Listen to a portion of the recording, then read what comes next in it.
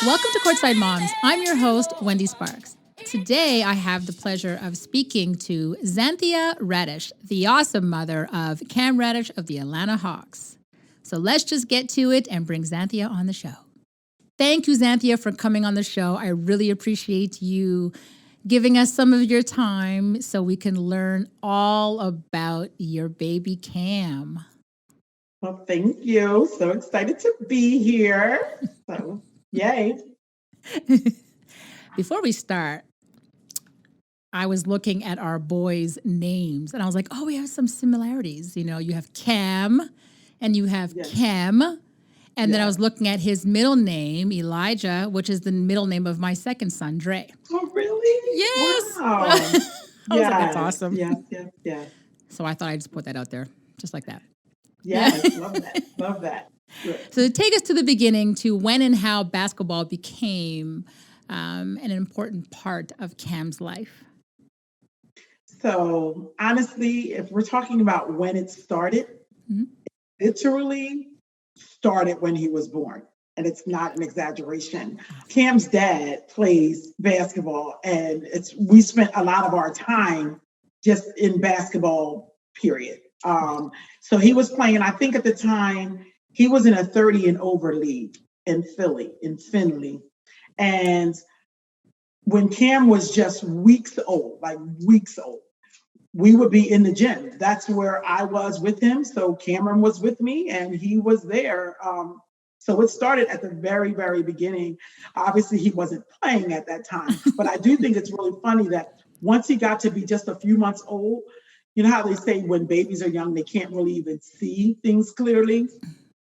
His little head used to follow the action. It was the craziest thing. And I'm like, now I know you don't know that that's your daddy. You're just following the whole back of people. But I thought it was really cool. So he started really when he was a baby, but that's watching basketball. But as far as playing, literally since he was a toddler, he was playing. But he started playing in an organized league at 4 years old at the YMCA. He was playing on the 6-year-old team as a 4-year-old. And that's when we knew, like, this guy really might have some real talent. At So, 4. with Dad playing basketball, did he coach Cameron at one point? Oh, absolutely. So Bob, Coach Bob, we call him, was their first coach, both boys' first coach. And with Cam, we immediately got a basketball court for him when he was like, it was literally a 1-year-old and 2-year-old, you know, the little what do you call them? The goals, like the nets? Yeah, the little tights or Yeah. something where they grow with you. They go up to like 6 foot. Yeah. So he's had one of those since he was a little guy, and Bob was always coaching. You know, you got to do this, you got to do that. We have like old footage of him trying to teach him and Cameron trying to learn. So yeah, it started really early on. But as organized, he did so when he started playing at elementary school age, all the way up through middle school. And he stopped coaching him once he got into high school. We talk a little bit about that in the work that we do. But yeah, he stopped once he got to high school. Do you guys ever look back at all that film that you have of him playing when he was a little tyke? We really look more at football footage than we do basketball footage. But yeah, it's sometimes fun to watch. And just looking at old pictures from the organized sports where we grew up in Pennsylvania, there were township programs that we could play in, that he could play in, and it was just a lot of fun. You know, it started really early. This travel thing started early. Of course. So let's move forward to high school. Where did he go, and was basketball a dominant sport in that school? So Cameron started his high school career at the Haverford School in Pennsylvania, and he had been there since middle school, transitioned there through ninth grade. And what was really exciting about that was he was able to play varsity basketball as an 8th grader, which was a big deal. And so he really enjoyed that school. And at 10th grade, I think, yeah, it was 10th grade, he ended up transitioning to Westtown. And he did that because it made sense for him from a basketball perspective. the basketball coach at Haverford School was transitioning to another program. He Okay. was leaving the school altogether, and we didn't know whether or not basketball would be as important to the school, Right. because Haverford was really traditionally a lacrosse school. And because we knew that it was really important for Cameron to continue on the trajectory he was, we decided to look at other school opportunities. And we were very fortunate at that time. He already was pretty well known as a top player since he had gotten recognized all the way back in middle school. We had opportunities to go to pretty much any school in the country. We had prep schools calling us from all different parts of the country and things like that. We just weren't comfortable as a family sending him away at that time. But we ended up transitioning him to Westtown School, which was a boarding school, because it gave the boarding school opportunity. So he got to go away to school, but it also was only 30 minutes from our house. So it was a win-win.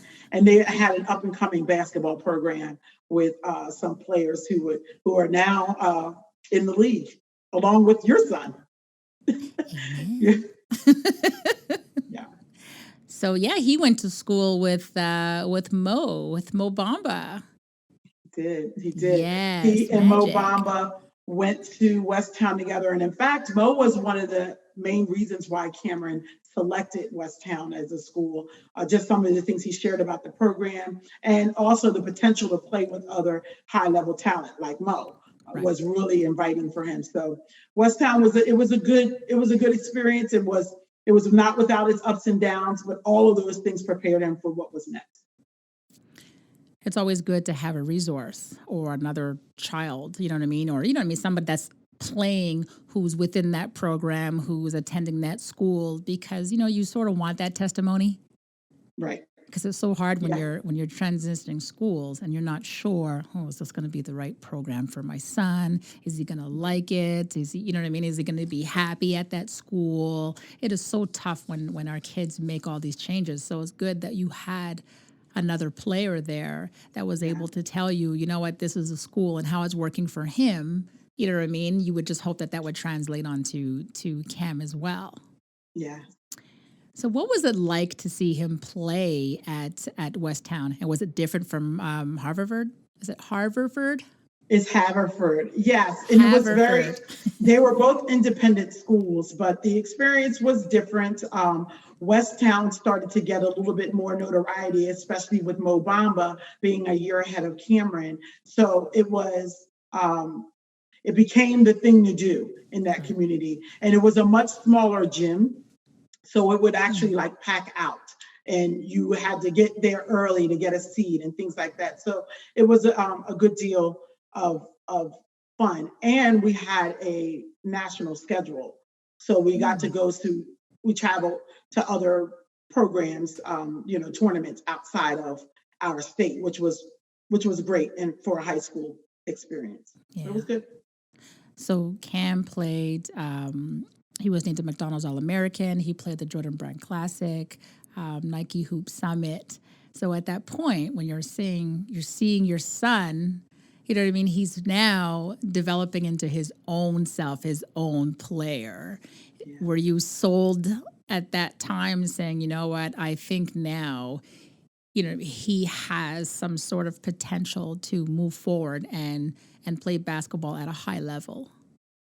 By the time we get to McDonald's All-American and all those things, you have an idea that, okay, if he's getting this kind of attention, it may really be some truth to those predictions that he's going to be a professional ball player.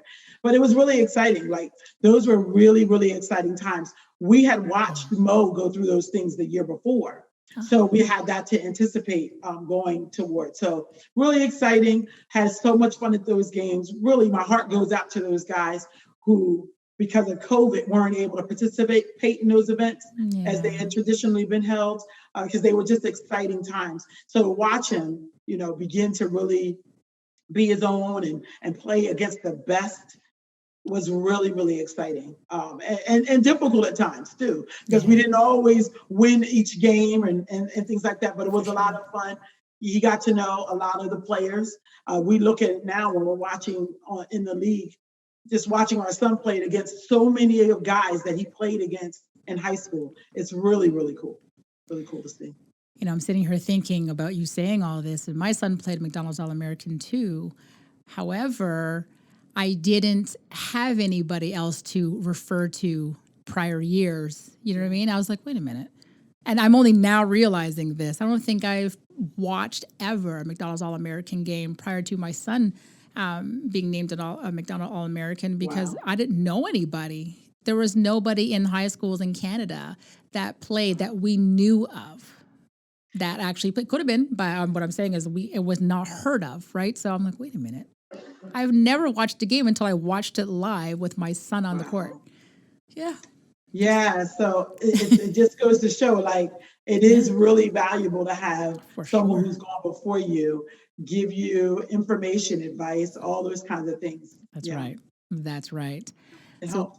Yeah, Cam was one of the top players in his class. So let's talk about his college recruitment. How many schools, if you can remember, approached you? Who was involved in that decision? And how did you narrow it down to, say, your top two? Well, I wish I could say I really remember. Cameron may remember exactly how many schools it was. But what I can tell you is for sure it was a lot. Yeah. It was a lot of schools. Cam was very blessed. He got recognized in 6th grade as a member of a John Lucas camp. And from that time, he was considered a top 10 prospect from that time all the way through high school, college, and then going into the league. So that was really beneficial for him. So because of that, we had lots of schools that were interested. I think he got his first offer in Pennsylvania. He got his first offer, I think, was Penn State in 8th grade. So from there, it just there were a bunch of them, local schools and things like that. I do remember when we got down to our final 5, I want to say, it was like Kentucky, Duke, UConn, UCLA, and I want to say maybe Arizona. Got some good schools there. All pretty big programs that were recruiting him. And I just remember thinking like, wow, what a blessing it is to have all of these schools. And I remember that first year, the first weekend when they could come out and visit your home. Yeah. And all of them were calling us to come, and they wanted to be at our house that very first night. It was so amazing. In one weekend, Duke came, Kentucky came, Villanova came, all to our house. Like, I was preparing meals for each of those things. So it was just an exciting time and scary. It was like, what's happening here? But it was really, really exciting. But so the college recruitment process was really, really, it was intense, I would say, hearing from all those different schools and things like that. So like you, we had to really weigh our options and think about what was going to be best for him in terms of his college career. Of course, because at the end of the day, as a mom, you're sending your child away.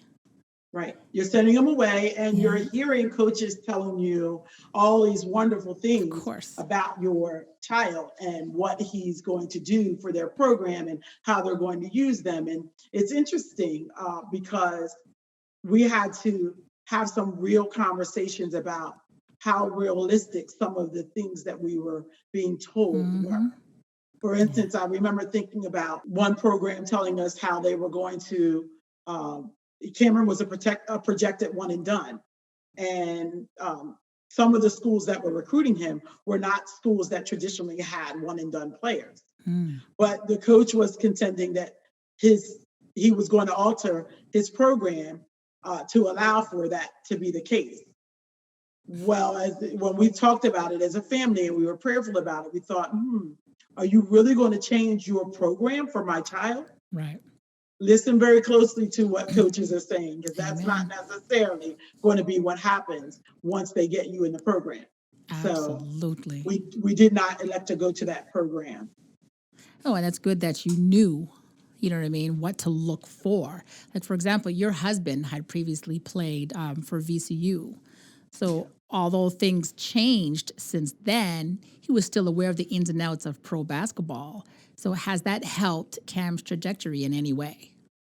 I think it has. I mean, I think, as a family, we spend a lot of time really being strategic and thoughtful about the processes, all of our decisions.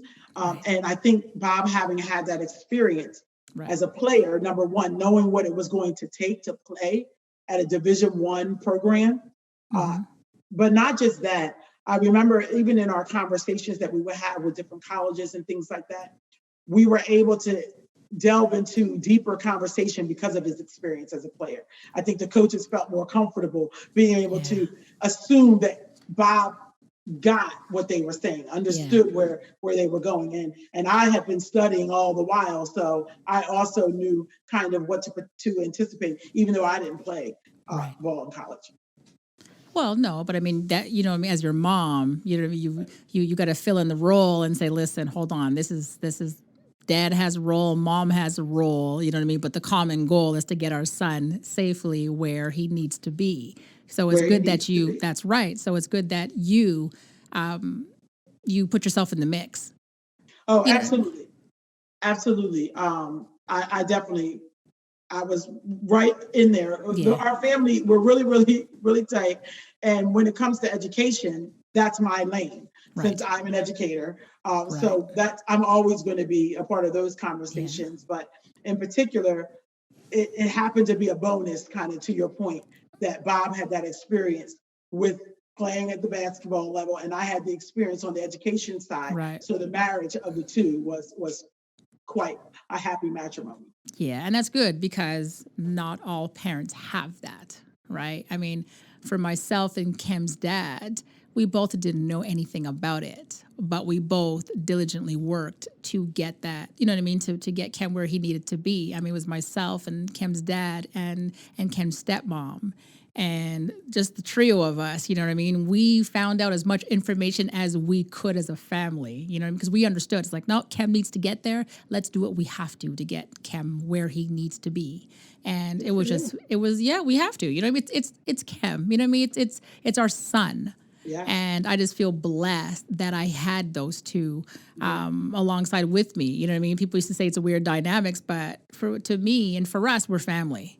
Exactly. I mean, it makes perfect sense. Absolutely. Oh, yeah. And it really does take a village, It does. A small village, whomever it might be in your group, if you would. So you had his father and their supporting family. We did too. It definitely takes all of you putting together your thoughts, having conversations, and helping your son figure out what to do. I mean, for Cam, he's just a kid who loves the hoop. Yeah. So at the end of the day, I didn't want him to be stressing over this. We had conversations about it so we could be strategic about the decision. And I love how you said a small village, because you're absolutely right.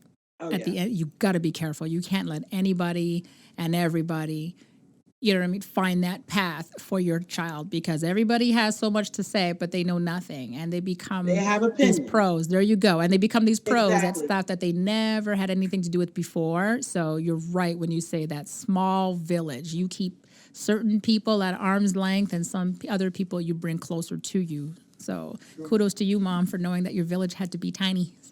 Thanks. So your choice was Duke, where he played alongside Zion Williamson, RJ Barrett, Trey Jones. So bring us to those games. What was it like at Duke? I'm telling you, I don't think there is an experience that can compare to it in terms of a college basketball experience. I don't think there's anything comparable. It was amazing. We were very fortunate. It was a unique year. I think even Duke would say it was a unique year for them, even though Coach K has coached there for decades. It was a different experience having those three players alongside with Trey come into the program together, being the highest recruited class ever in terms of being the number 1, 2, and 3 prospect coming out of high school, all committing to the same program. So it was awesome. They are all great players, and interestingly, all of them are in the league now. Amen. All 4 of them are playing in the league, so that's exciting. Yes. So it's great that they have each other even now to be able to connect with and share experiences about what they're going through in the league. But it was great. The Cameron crazies are like no other. That gym physically moves with all of the energy that comes forth. So it was amazing. Again, my heart goes out to families now with COVID who don't get to have the traditional Right. Cameron experience like we did. Yeah. I'm saying Cameron Stadium, not just Cameron Reddish experience, Hey, it's so So true. yeah, it So was true. amazing. It was really, really amazing. And I know a lot of people wanted us to go farther, and there was certain things that happened throughout the program, but I wouldn't change it. Of course not. You know what? You can never change your path, right? Your path is your path. Yeah. And there's decisions made along the way. So we always just got to be proud of our decisions. Like you don't know what'll happen until you actually do it. Yeah, and the lessons. I feel like there were Amen. lessons learned, and I promise you, I would not have written the script exactly the way that Right. it was if I was writing his life story. I would have definitely made some of the processes a little easier. There wouldn't have been any injury. There wouldn't For have sure. we would have won the whole thing, all of these things, but that wasn't what God allowed. However, right. those are the things that God used to prepare him for his transition into the league. So I'm grateful for it. Absolutely. In college, Cam's popularity grew tremendously, and it was obvious that professional basketball was going to be a big part of his life. How did you at that time filter the fame that came along with being a professional player? You know, I always say that Cam was like a different type of kid. I didn't have to do very much to filter that. That's Cam. That literally is who he is as a person. He's a kid who literally he just wants to hoop. Yeah. And he's always just wanted to play basketball. He is. I've never met another person who was as hyper focused on basketball as his path as my son. Wow. From the time he was a little person, a toddler. I don't know of anything else that he really, really loves. Yeah. So the going to Duke, seeing him on the trajectory to be a professional, making all those connections there, picking up all of the fans that come along with going to a big program like that, it's just been awesome. It's been great. What about the girls? What about the girls? You know, the girls, again, you get all those experiences that come along with this world. Yep. I feel like Duke was a great prelude to the NBA because they did have a lot of access. There was a lot of media attention. There was a lot of things in the press about them. There were a lot of fans, female and male, that came along with that. So I think that having that time there, although it was short, he was only there for 1 year, it was a good way to prepare him for this level. The women are there. They were there. They're always going to be there. Amen. But he was able to make some special connections at Duke that he still has right now. Oh, that's fantastic. Yeah. Let's talk about the adversities that he faced while playing with Duke, because I believe he suffered a knee injury. Yeah. And how did that affect him? Cam went through a lot of things at Duke.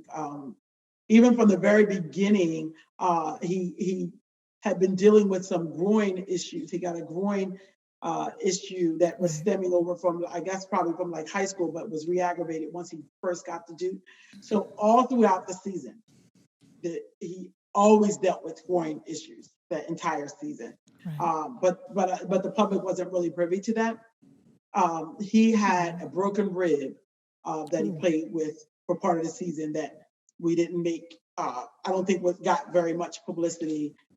He did have a knee issue that was particularly problematic when we got into the ACC tournament and things like that. So there were just a lot of challenges he dealt with. It was difficult for him being that far away from home, not so much for Cameron as much as it was for the rest of our family. I think Cameron was going through his transitions as many college freshmen do. You get there, it's a different experience. And then that's coupled with all that's going along with this highly touted basketball program. But in addition to that, I was in Pennsylvania, our younger son there. We're trying to make sure Cam's good in North Carolina, making sure that Aaron's good in Pennsylvania. It was a real juggle and struggle. And I think people don't necessarily know that there are those challenges that come along with it. You turn on the TV, you see them playing, and you think everything's great. But Cam he dealt with a lot of things, injuries and all kinds of things that were tough. But they made him stronger, right? What doesn't kill you makes you stronger. So amen. He went to college and he got strong. That's what he did. And you're right when you say people don't really know. Like you said, they just turn on the TV and there you go, and voila. You know what I mean? There's this fantastic basketball player, but they really don't understand what goes on in you know what I mean, in the background. Like you said, there's these physical injuries, and sometimes there's so much mental stress. These kids are young, right? And they're like, no, they just want to win. I got to win. We need championships. And that's all they think about. And when they get injured or something happens, it's traumatic for them. And they just don't know how to deal with it because they probably never had to deal with a lot of these things before, right? So it's a lot to deal with. It really, really is. And that's when that village becomes really important, finding out who you need to talk to and how you can get some of the resources to support you through whatever you're going through. And Cam was really fortunate because he did have us, his village, but he also had the coaching staff that he could, talk to and give them direction. So it was not without challenge, but we made it. Right. So Cam was a one and done. The decision came along in April of 2019 to declare. How did your family help Cam get ready now for the draft? Well, at that point, once I knew that Cameron was on a trajectory to become a pro, I began studying to be a sports agent. So I had known what the process was. Right. So in terms of timing, people were like, well, when did you know? And how did you decide? It was pretty much a no-brainer. If your child is a projected lottery pick, timing is everything. Yeah. Bye-bye. We're going to declare. So we went into the draft and we began to go through the process of hiring representation and things like that once we declared, and then building his team, his professional team that now currently supports him as he's in the league. So, it was pretty much, we had to make a decision, and we started doing our interviewing and coming up with an agency, and the university helped a little bit with that as well. Oh, okay. So that year, Duke had 3 top draft picks. Did you ever have a conversation with Coach K about how to prepare Cam for his next step as a professional basketball player? I don't recall actually having a specific conversation with Coach K about that, except when we talked about his decision to actually go into the draft, to actually declare. But he didn't actually necessarily give advice as to what to do. Just kind of, again, I already had the background. It was kind of this is what we're planning on doing, This is how it goes. So we didn't necessarily get advice as to what to do or how to do it. He was supportive of the decision. So, but it's good that you knew what to do. Whereas some parents, like we keep saying, some parents have no idea. So the coach, you know what I mean? Sometimes they're like, well, let me ask the coach. The coach is the best person to ask because they've groomed my child for this period, whatever it was, a year, 2 years, or whatever. And now it's like, what do we do next? So a lot of people just have no idea. So it's good, like you said, that you took it upon yourself to really involve and do that investment in Cam and in the process, and say, you know what, like I'm going to study and see what it is, because this is your son's future. This is your family's future. Exactly. Yeah, and those are big decisions. So yeah, it was important. And again, we were a family that we did a lot of ours on our own. We did not, while the university, oftentimes when you go to some of the bigger universities, they'll weigh in, they'll give you space that you can have your meetings in and things like that. So we were just very territorial about the process and wanted to keep our decisions closer to our chest as we were going throughout it. And again, everybody handles it differently, but we were being strategic along that process. And as we talk to families who are going through this process as well, we encourage them to be strategic. So bring us to draft night. Let's talk about your experience in the green room and what did you observe about the families around you? Draft night was amazing. It was such a wonderful night. As I mentioned, over time, you get to know a lot of the players throughout different programs, different schools, all those kinds of things. You either played them or you knew them across the circuit in AAU, et cetera. So spending that time at the draft during that week, you're spending time with the other families. So draft night in particular, everybody's dressed to impress, and we're all going into this situation excited and stressed as all get out, because it doesn't, I know, even for Zion, who was a projected number 1 pick, you don't know until the name is called. So we didn't know exactly what number we would go. We had some idea, but we didn't know what exact number he would go. So it was a wonderful night, but it was nerve-wracking. I will admit, I was stressed. But I was dressed to impress while I was stressed. So I did look good. She's like, I was cute. I was cute. Amen. I mean, it must have been so exciting for you guys, because here you had Zion that went number 1, and then you had RJ Barrett number 3, and then you're just sitting there waiting. The wait. Yes, let's talk about the wait. You had to wait 7 more names to hear your child's name.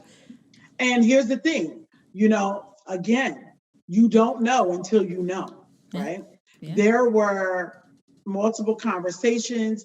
He could have gone to several different teams, because obviously if they go 1 and 3, there's 4 all the way down to 10. When they get to Cameron, he could have gone anywhere in there. And interestingly, it was challenging. It was difficult, because you didn't know when you were going to be called, and we expected him to go higher. He was projected to go higher than 10. So for him not to go then you really are questioning yourself. Like, I don't know. Like,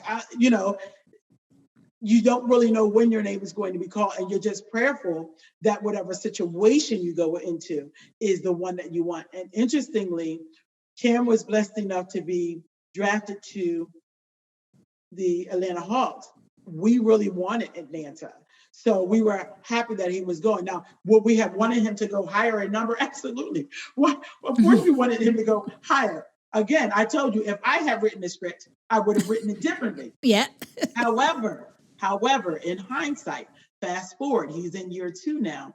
I'm grateful that he was positioned to go when he did and where he did. I'm really happy with where he is at the Hawks, and with his development in particular, and the situation that he walked into was one in which where he could grow into learning, because he was so young going in, just like some of the other guys.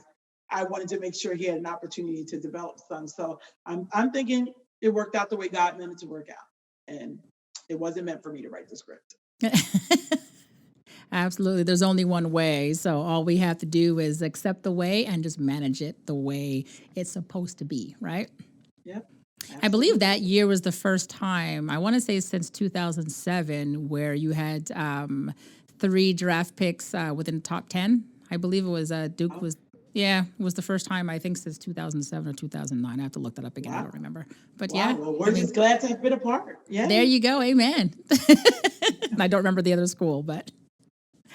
So just so people understand what happens once a player is drafted, tell us what happens next, like right after draft.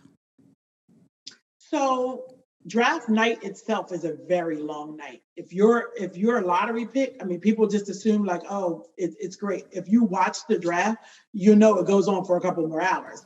Well, that's actually happening as well at the draft. So we had a celebration that night that we had planned for Cam that was off-site in New York.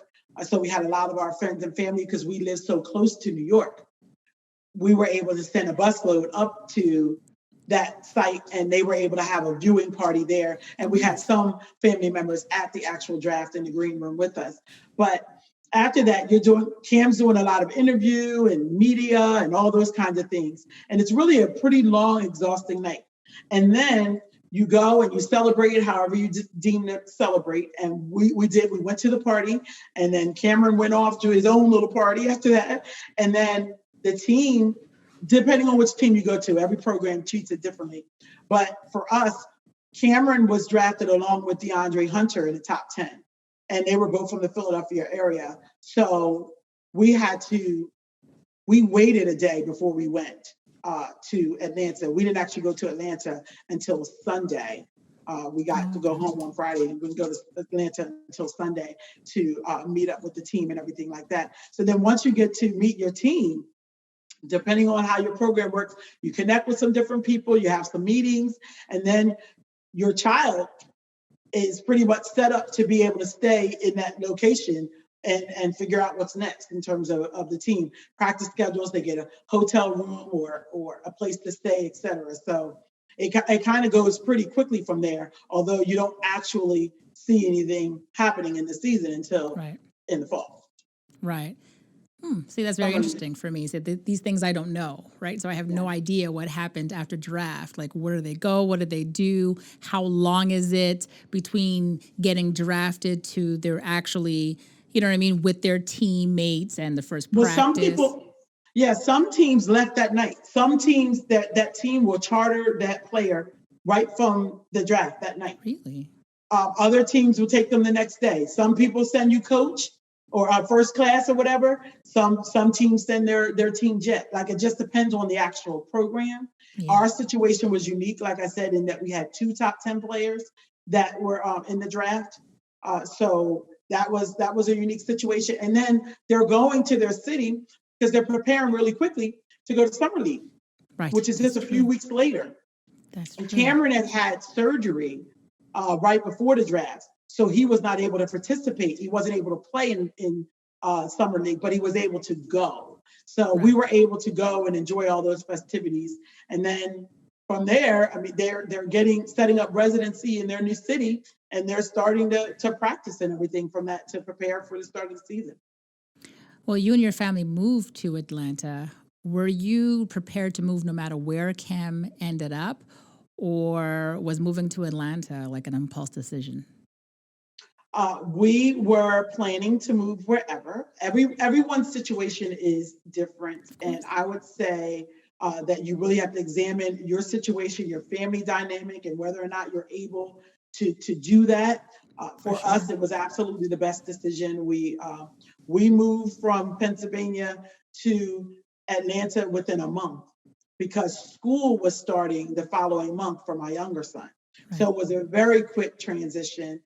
And we have now set up permanent residency in Atlanta. We love it here. It's a great city. So it made sense for our family. Cam was young, moving into the city. We had also had the experience of him being far away just for that 1 year at Duke. And because of the dynamics that it had on our family, it made sense for us to go wherever he was going. And we're just thankful to God it happened to be Atlanta. Let's now get to his first season in the NBA. What did Cam have to do mentally to prepare himself to play on this level amongst vets and pros who he once idolized as an amateur player? Yes. The transition is tough. I would say every transition is tough, from middle school to high school to middle. High school to college to the NBA, professional realms.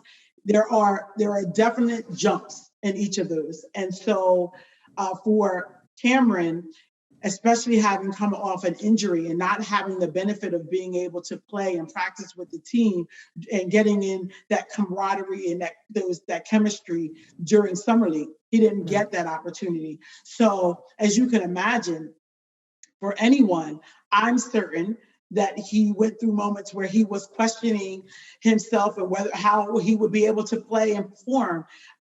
He didn't say that to me, but it's just natural that would be the case, especially when you're coming off injury and you're going into this new space where it's faster, different vocabulary, where it's much more physical. I mean, it was a huge transition. So Cam had to really make sure that he was in prayer. We are a believing family, and so he had to lean a great deal on his faith throughout that transition, and he continues to do so as he learns his way through this league. So it's a process. Absolutely. I mean, as mentioned earlier, Cam went to Duke with three of the biggest names in college basketball. Did that prepare him for his role in the NBA, adjusting to not being the star of the team? I think it did. Again, one of the main reasons why Cameron chose Duke in the first place was, in particular, because of the caliber of players he would play alongside of. He wanted to play against the best. He had had experience playing against top level talent, as we talked about with Mo and other players who are continuing to play in college, Jake and all those folks. But he also had the benefit of playing with these guys in the EYBL. So he knew a lot of the top level guys. Because of that, he wanted to play against the best. That's the only way you get better. That iron sharpens the iron. So he got that benefit of that experience at Duke. And I do think it was preparation for the experience at Atlanta, because you come in and you're not the latest and greatest. You have to figure it out. You've got to figure out the speed and the physicality of the game. That was an adjustment for him. He really struggled early on.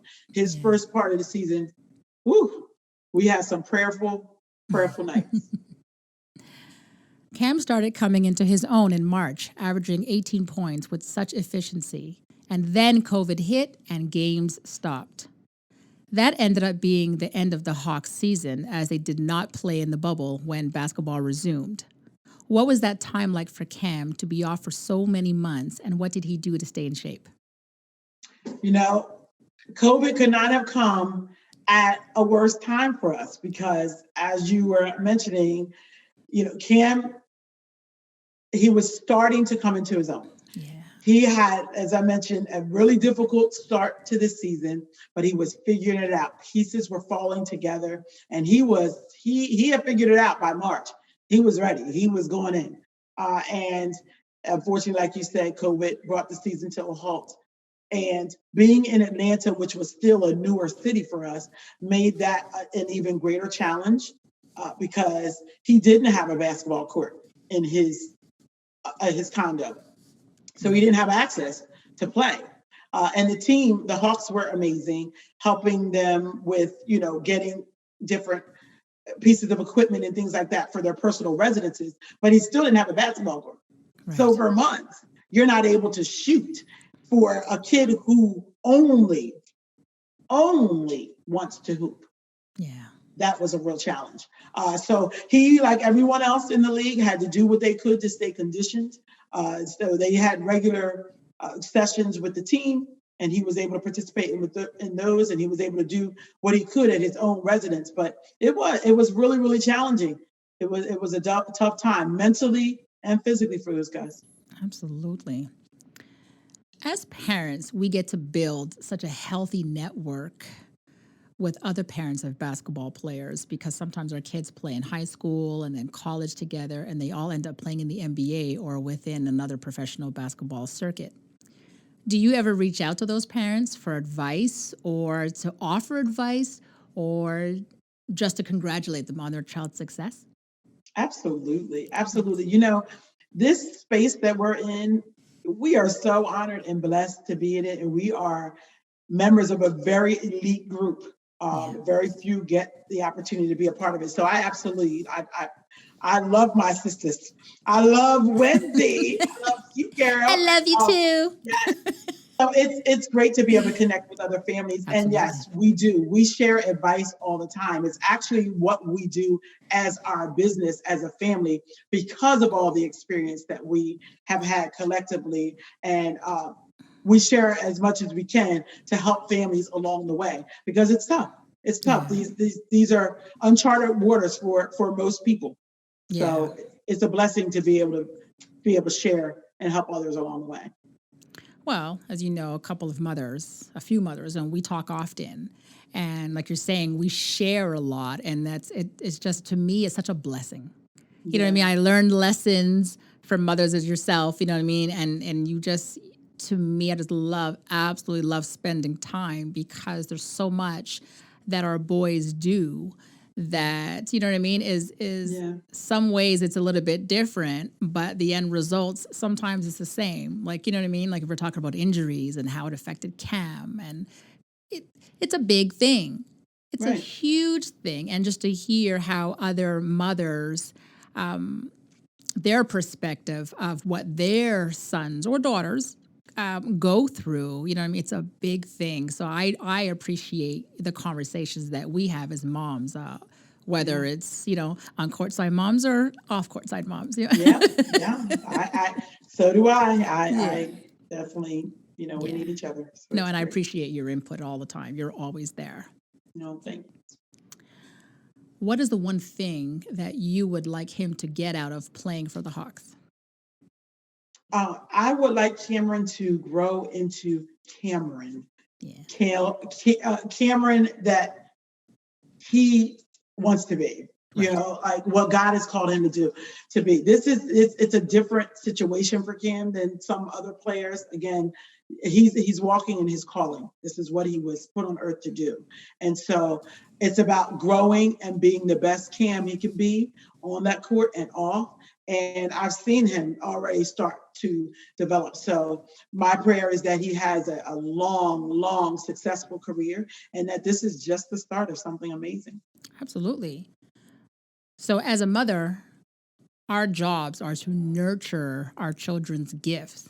What role Mhm. do you play to assist Cam throughout his career?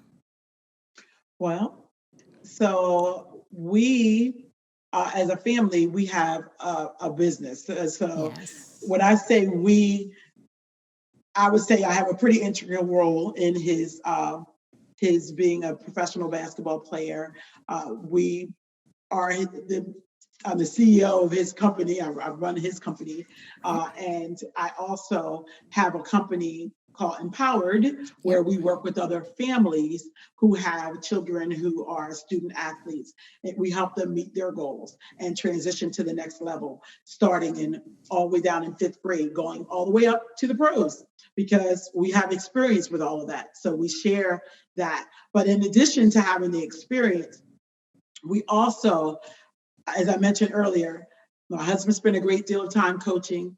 I spent a great deal of time, 18 years as a school principal, and we're also both certified life coaches. So we used all of our experiences, talents, and credentials to kind of help other families figure out their course. And it's different. Like you said, everybody's journey is different. Absolutely. But you've learned a lot about professional sports and the importance of getting a great education while pursuing an athletic career. There are many parents that have talented kids, but have absolutely no idea where to begin.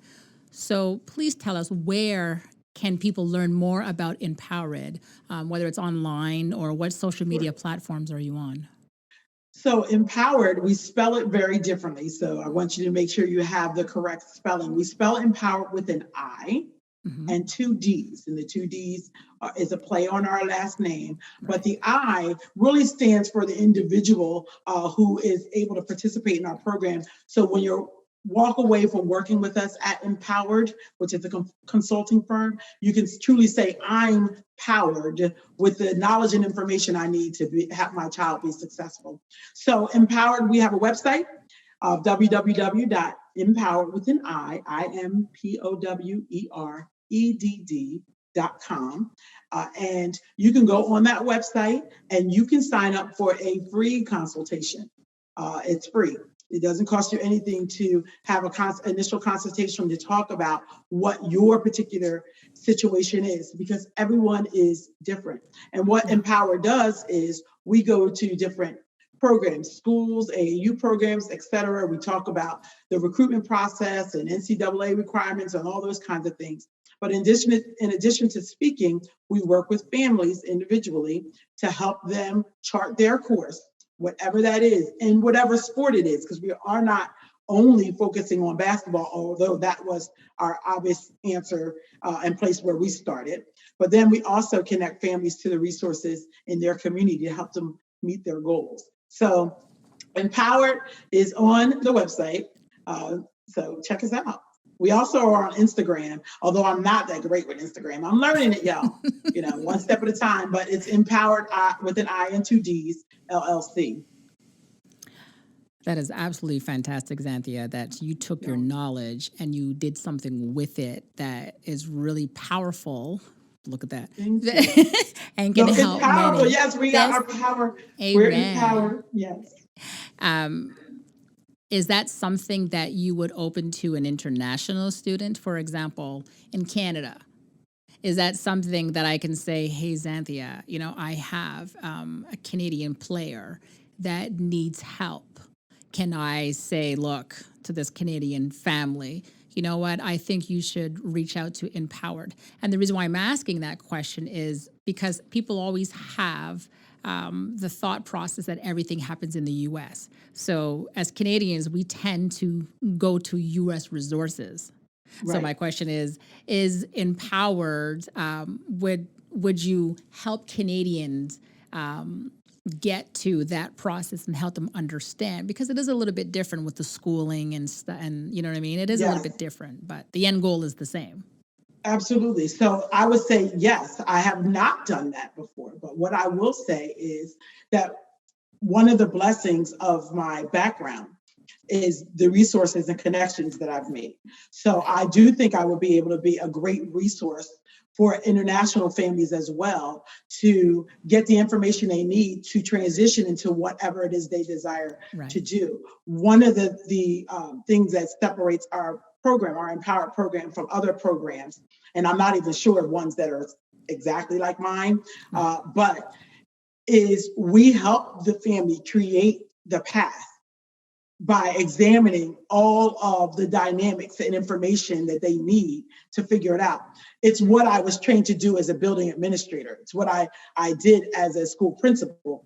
Take all of this information and put it into one system and churn out a process, a plan for how we can move forward and help that person be successful. That in of itself is one of the main sources, one of the things that's been the most beneficial for the families that we work with is that specific tool, because it's literally a map. Right. It's the map they use to figure out what to do with their children to get to the next level. So absolutely, we help folks in the United States and all over. And if I don't know something, I have resources and people to help me figure out the information so I can help people on their way by getting help from others. I know you would, which is why I posed the question, because I know you're that type of person that would just it doesn't matter where they come from. Yeah. You are that person I know that would help somebody else realize their dream if you can. So once again, if people want information, your website is www.impowerd.com. Yep. That is correct. Yes. So you have a younger son, Aaron, who plays basketball right now, and I'm sure his dream is to play in the NBA. Just like his brother, even alongside his brother. However, no two recruitments are alike. Can you explain the difference between Aaron's college recruitment versus Cameron's? Sure. So it's definitely different. As I mentioned, Cam got noticed really early, and other people were following him when I wasn't. So I didn't have to do anything to spark his recruitment, whereas Aaron has had quite a challenging transition, if you would, to college. And I'll say that because I feel like when you go through these processes, any parent who has multiple children who are at the higher level in their sport or in any craft, you make certain sacrifices as you're nurturing the gifts. And I would say that the person who has given up the most has been Aaron, in that he's moved multiple times, he's switched schools multiple times. All those things have an impact on your recruitment. So his experience has been different. And so he's having to go through the actual Empowered process that we do with other families to help him meet his goals. And kind of to your point, we really focus on your next step. So because you can't just jump over things. You got to get to the next step. So what's next for him is college. So we're in the process now, just like many of the families that we work with, of Aaron getting to know programs getting to know him, and him making a determination about what program works best for him. Wow. So, it's definitely different. Like I said, people were constantly calling me for Cameron. For Aaron, we get calls, but it's definitely not to the degree of Cameron.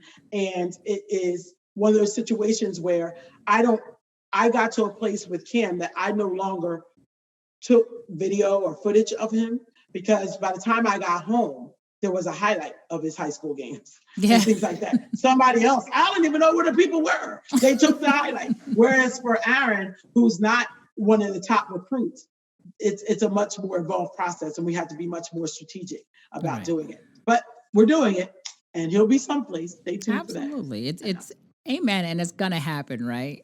Oh, it's absolutely. gonna happen. I mean, we know stories of players that weren't even thought about, and here they're in the NBA today, right? So you know what I mean? So Aaron is gonna get there, and he's blessed to have yourself and your husband and Cam behind him.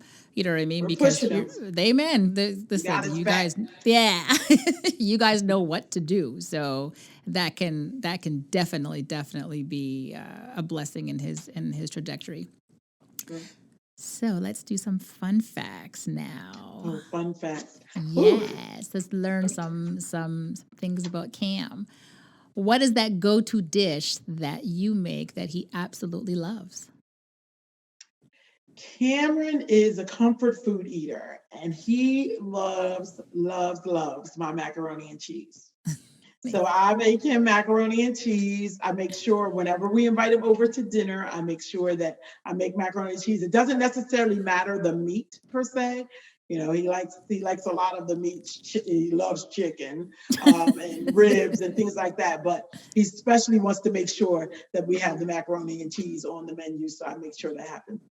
Amen. Listen, I'm a macaroni and cheese lover. So yeah, amen, Cam. I make it in the crock pot. Oh, do you? Yes. So he likes my crock pot plan. So yeah. Okay. Do you ever send him the recipe so that he can do it in? I might have to kill you if I do. So I don't know.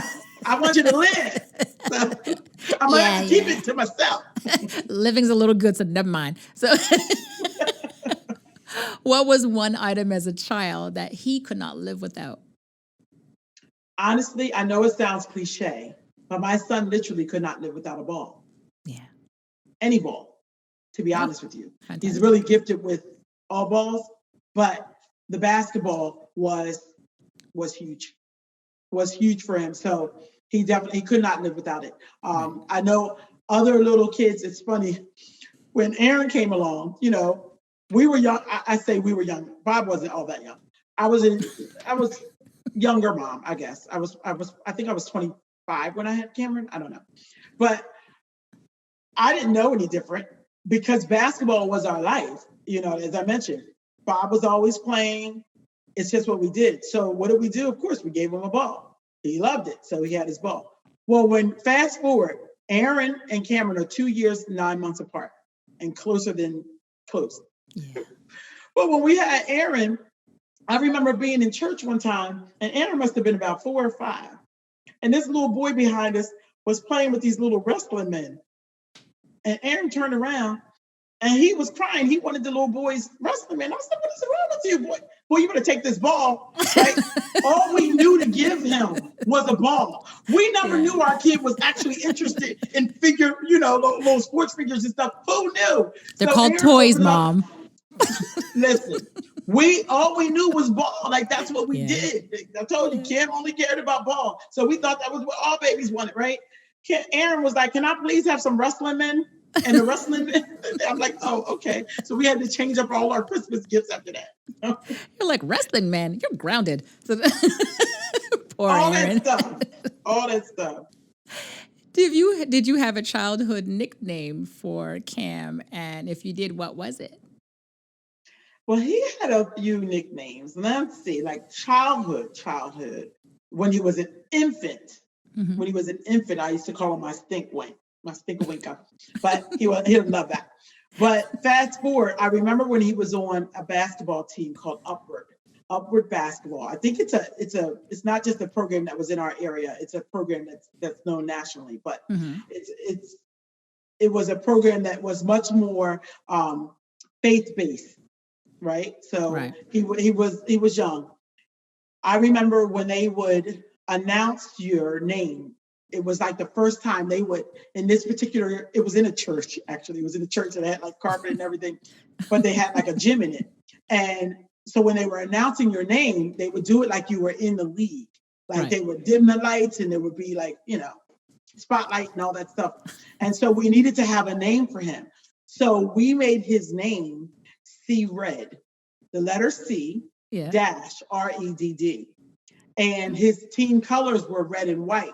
So we would say we were going to make you see red, like when he played. So we used to call him C Red from times. And then he progressed up from C Red to Killer Cam by the time he got into middle school and high school and started really doing well at the game. So he had a few nicknames. C Red and Killer Cam are names from back in the day. Awesome. Okay. And the first one, what was it? Stinker Winker or something? Yeah. My mom is Stinky, and he could not stop smiling. I think to this day, if I sing it to him, he will smile. That's awesome. Yeah. Now we want to ask some tips or advice for our listeners.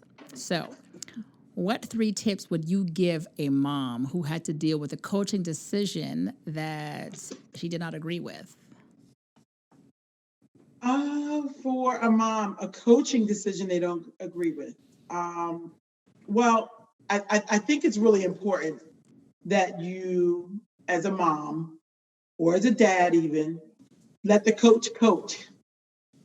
Let the coach coach. Yeah. There, as I mentioned earlier, Bob was Cam's first coach and Aaron's first coach, coached them for many years, trained them, continued training other people and coaching other people. But by the time he got to a certain age, it was time for someone else to coach them. Right. And in particular, when I think about this, I say let the coach coach because it's a really great thing for your child to be able to learn from and be coached by someone else. And because they've been taught to listen to their parents and do what we say, it can be very confusing for them as young people. Do I go with what my mom is saying, my dad is saying, or do I listen to my coach? So let the coach coach, because otherwise he's got to deal with the repercussions of whatever happens with the coach. So that's one thing I would say is, let the coach coach. If you have a disagreement, you said if you don't agree with something. Yeah, if you don't agree with a coaching decision that they made. A coaching decision. I'm really, really big on controlling what you can control. I am a controlling person by nature.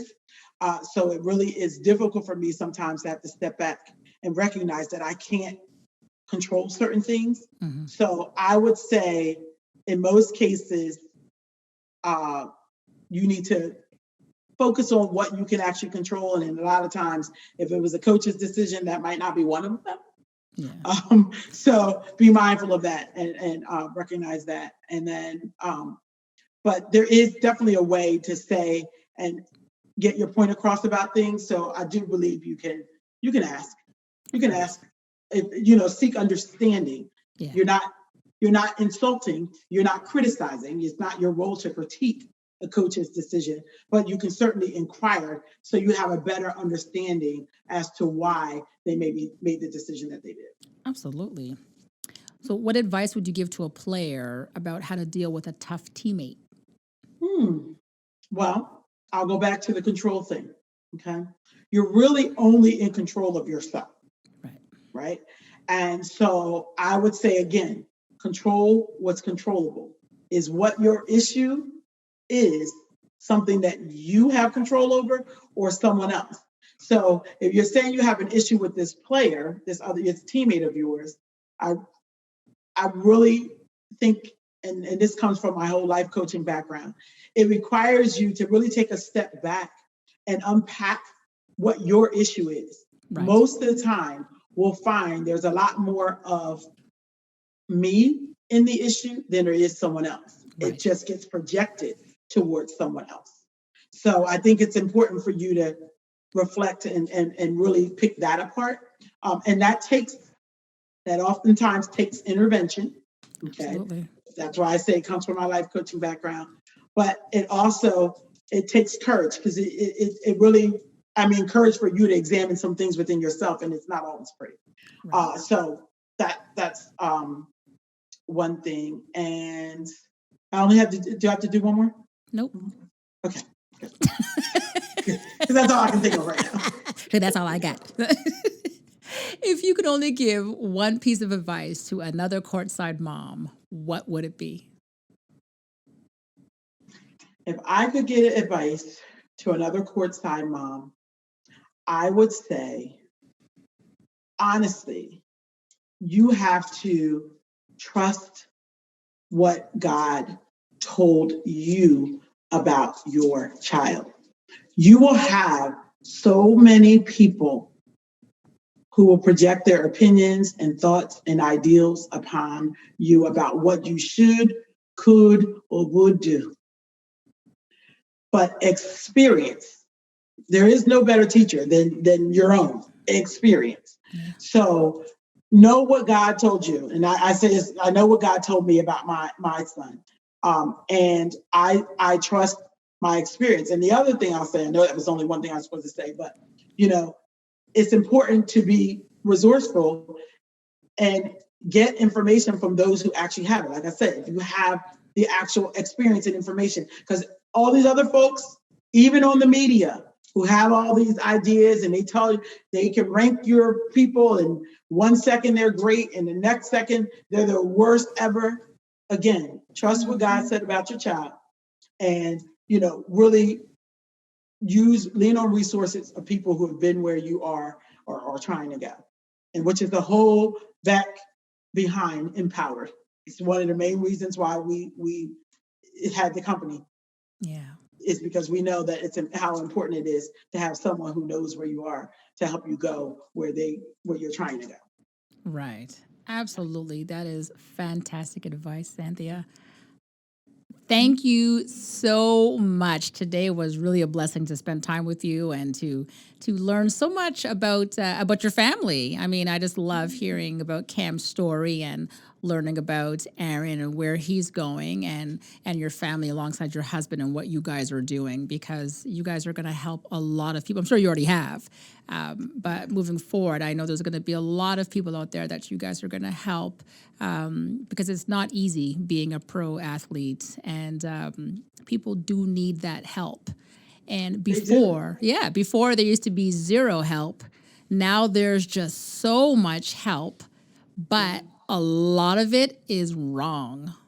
You know what I mean? Those overnight companies that just came up because you have some person who just decided that they could become a consultant, never had a child who played a basketball, they've never been inside a gym, but yet they can sit there and tell people how to get to, to become pro athletes, and it's wrong. So for me, I just love the fact that your company is based on your family's testimony, and it really is powerful what you're doing. So once again, everybody, if you want to learn more about Empowered, it is www.impowered.com. Yes. Thanks so much for having me, Wendy. This was great, and I'm here to help. So always be blessed and be safe, and we'll talk soon, Zen. You do the same. Love ya. Thank you. Love you more. Bye. Thank you for tuning in, guys. Don't forget to follow us on social media at Courtside Moms, and make sure you subscribe to the podcast. Anything you want done, baby, I do it naturally.